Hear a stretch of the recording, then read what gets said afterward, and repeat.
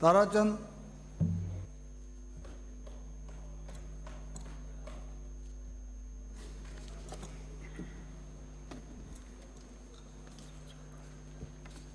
धन्यवाद अध्यक्ष महोदय।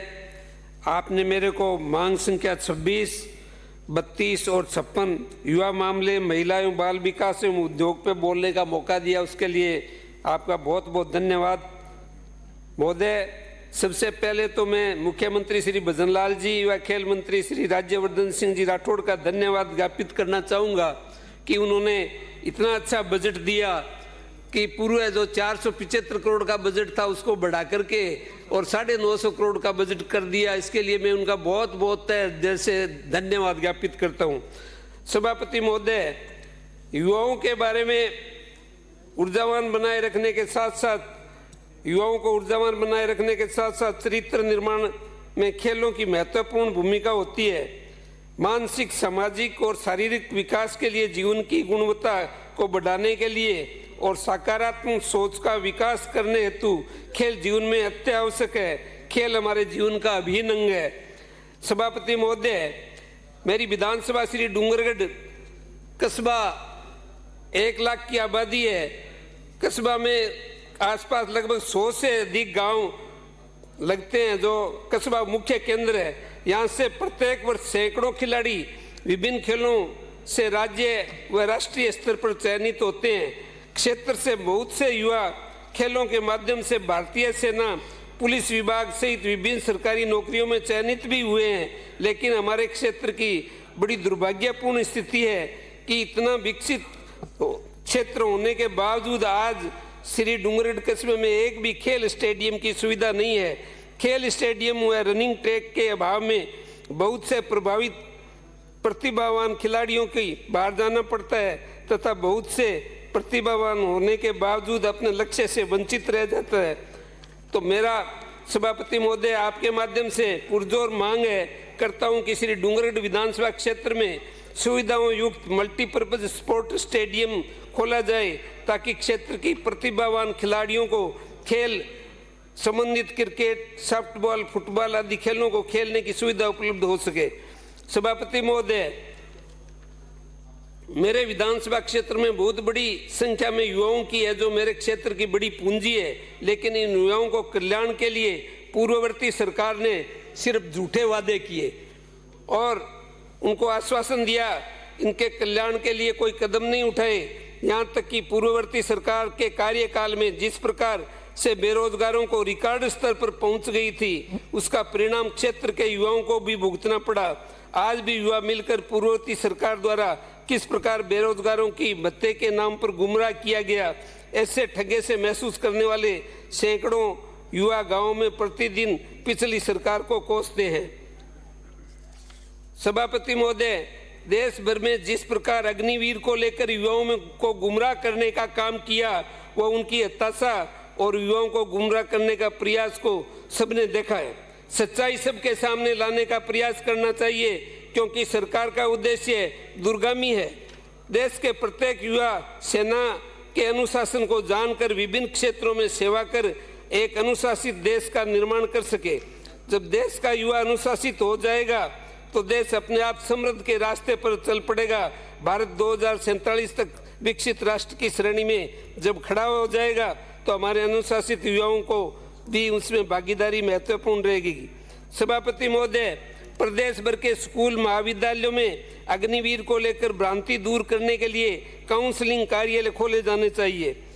और मेरे से पूर्व अभी हमारे गुरवीर सिंह जी जो थे उन्होंने बताया था नशे की हालत, तो आज का युवा वर्ग काफी संख्या में नशे की तरफ आकर्षित हो रहा है। उसको नशे से मुक्ति दिलाने का प्रयास भी किया जाना चाहिए।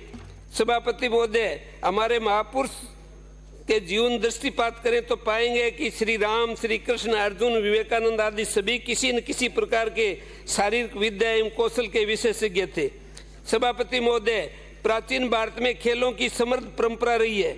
हमारे जो पुराने सांस्कृतिक खेल रहे वो तो प्राय लुप्त हो गए, जैसे गुल्ली डंडा, पलक झुकी, चौपड़, पचीसी, कलानी, बेलानी, काला हाथी, सफेद हाथी, कांचा आदि अनेक प्रकार के प्राचीन भारतीय खेल अब प्राय लुप्त हो गए हैं। और कुश्ती तथा पहलवानी है तो सबसे पुराने खेल है। इनका इतिहास तो 4000 वर्ष पूर्व का है।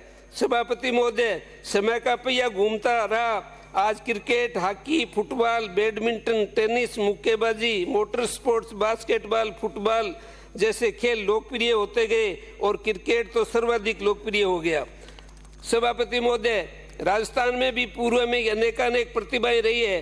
अंतर्राष्ट्रीय स्तर पर होने वाले ओलंपिक खेलों में सर्वप्रथम पदक दिलाने वाले राजस्थान के महाराजा श्री कर्ण सिंह जी, जो हमारे बीकानेर के महाराजा थे, तो उन्होंने सबसे पहले मेडल जीता था। तो आज हम क्यों पिछड़ रहे हैं?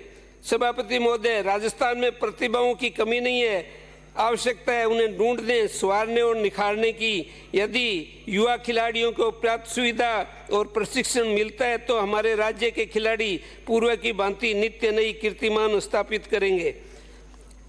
सभापति महोदय, आपसे अनुरोध है कि राजस्थान में खेलों के पाठ्यक्रम का आवश्यक रूप से हिस्सा बनाया जाना चाहिए। युवाओं को शिक्षा के साथ साथ खेल कूद की गतिविधियों को बढ़ावा देने से समाज में प्रतिभावान खिलाड़ी निकल कर आएंगे। साथ ही युवा खिलाड़ियों का प्रोत्साहित करने हेतु यथोचित पुरस्कार और सम्मान देना चाहिए। मान्यवर, खेल हमारे जीवन का अभिन्न अंग है, जिसके माध्यम से मनुष्य के व्यक्तित्व का सर्वांगीण विकास होता है और इसलिए खेल भावना के शिक्षा के साथ विद्यार्थी युवाओं में संपुष्ट करने हेतु सरकार की भी आवश्यकता प्रयास करने चाहिए, जिससे प्रधानमंत्री जी का फिट इंडिया का सपना साकार होगा। अब महोदय जी, मैं उद्योग पे आता हूँ।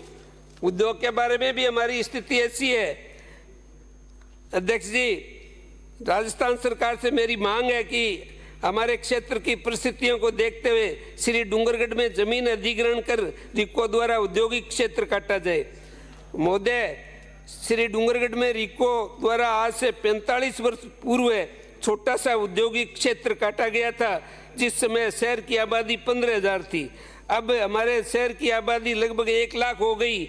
अध्यक्ष महोदय, अगर श्री डूंगरगढ़ में रिको द्वारा औद्योगिक क्षेत्र आवंटित होता है तो यहाँ कृषि से संबंधित बड़ी तादाद में यूनिटें लग सकती है, क्योंकि मेरे विधानसभा क्षेत्र श्री डूंगरगढ़ में लगभग 30,000 ट्यूबवेल है और मूंगफली की रोजाना 50 से 60,000 बोरी की आवक होती है।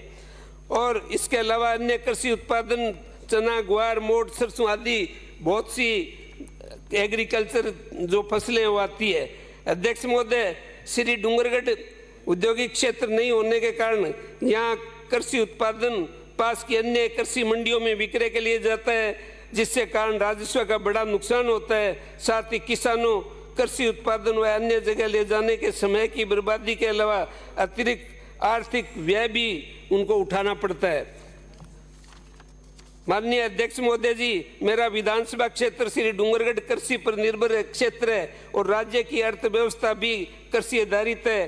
कृषि आधारित लघु उद्योग प्रदेश में रोजगार का बड़ा आधार है।